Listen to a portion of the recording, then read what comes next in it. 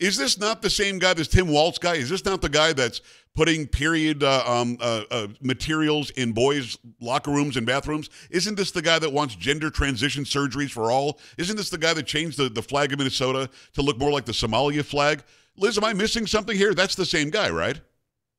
No, it's a yes to all of those statements. I think Tampon Tim is still trending on X at the moment. Wow. But you're right. I mean, this is the most radical ticket this country has ever seen. Now that Tim Walz has been selected, to be the running mate of Kamala Harris, and one has to wonder. Why, considering everything that's transpired in Minnesota Right. these last even 4 or 5 years, the material is endless, certainly. And I know I've been on before to talk about the fall of Minneapolis and also my book, They're Lying, the media, the left, and the death of George Floyd. And Right. Tim Walz is a integral part in what happened in May of 2020, and that all the lies that spread across the globe. As a Minnesotan, as you watch this guy do what he does, this is the same guy, I know this to be a fact, where he said that what happened in the riots after George Floyd, that basically burned down hundreds of businesses in Minneapolis and ruined the city, took down an entire police precinct. He said it was understandable rage, did he not?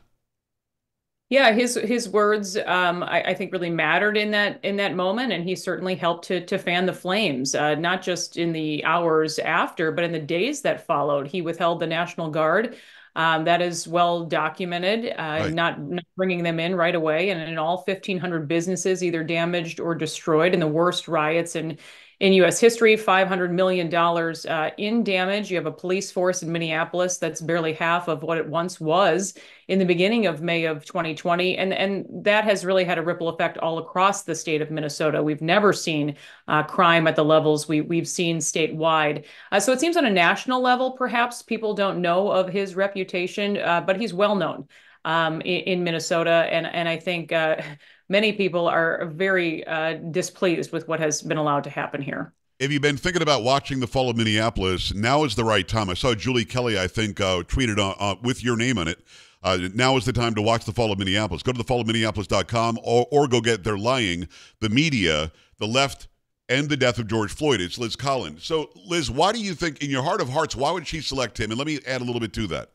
Obama is a radical leftist who doesn't like the way this country was formed. He made that clear. Hated colonialism. He doesn't like the Constitution, doesn't think it goes far enough when it comes to redistribution, doesn't really like the Supreme Court. He made all those things clear. He circumvented the Constitution as much as he could. So to win, he needed a so-called moderate in Joe Biden. Kamala Harris was the most progressive, the most liberal senator we had in the United States Senate. She's the daughter of a Marxist. Why would you double down and get somebody who's almost exactly like her, if not worse, when it comes to progressivism? I really thought she would get somebody at least they could call moderate, didn't you? Oh, I think they're going to call him that. They're doing their Oh, best stop already it. to a Really? Lutheran dad, and they're giving out his tater tot hot dish recipe, and all his dad jokes are hilarious and whatnot. He's a very thin-skinned person. I know this as a politician. He's known to pull reporters aside, his press people, if they don't like the questions that he's being asked in press conferences, and sort of quickly get them in line. But he doesn't do a lot of press conferences. I'll be honest. I've been a reporter in Minnesota for nearly 20 years and have not really seen anything quite like him as far as a governor is concerned. But I think he's more of a chameleon. You can kind of tell him what to do and sort of, kind of gauges the wind and goes in that direction. It's interesting, even when he was in Congress, his congressional district did not vote for him to be governor because they were so sick of the person he'd been, Wow. turning into and leaving them behind. So I think that says a lot as well. He's not from Minnesota. He's from Nebraska, and that's because he fled the state after being fired from his job for getting a DUI and lying to the police over that dates back decades. So there's a lot about him. Who is Tim Walz is a thread we put out on Alpha News, ALPHA News MN. MN is for Minnesota. So Alpha News MN, if you look that up on X, you'll see an endless supply of stories that we've done over the years, because sadly our corporate media in town has basically just been asleep at the wheel, and they continue to be so. So it appears, and by the way, it's Liz Collin, Collin is her last name, Liz Collin. Go and follow Alpha News, as she said as well. So they're trying to sell Kamala Harris as the poor little black child from Oakland, and Tim Walz is the tater tot recipe great Lutheran dad. That's the story.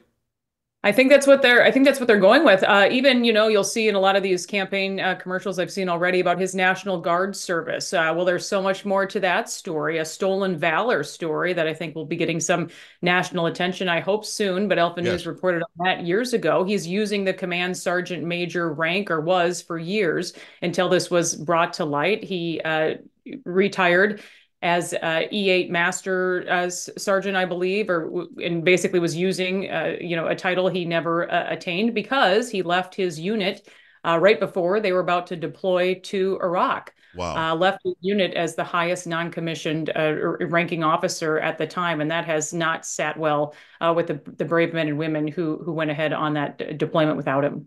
TheFallOfMinneapolis.com. Go and check that out. It's a great documentary. It's Liz Collin. She produced it. Let me ask you how popular he is in Minnesota right now. Is he? Somehow he tricked people and he won. I don't know if there was nefarious, stuff going on with the vote or not. I'm not even going to go there. But he is the governor and he won somehow. Is he popular? Because you only choose a Shapiro because you want to get Pennsylvania. You only choose Walz because you want to get Minnesota. Is he going to help her? Is he popular there? I feel like Minnesota is a very moderate state, being born here. We're kind of a common sense Yeah. people. So I don't think a lot of people, especially this last legislative session, we have the most radical abortion laws now on the books in Minnesota. We're a trans refuge state, allowing children to come here basically without parental consent to change their sex. That's happening in Minnesota if their parents, don't provide this so-called gender affirming care.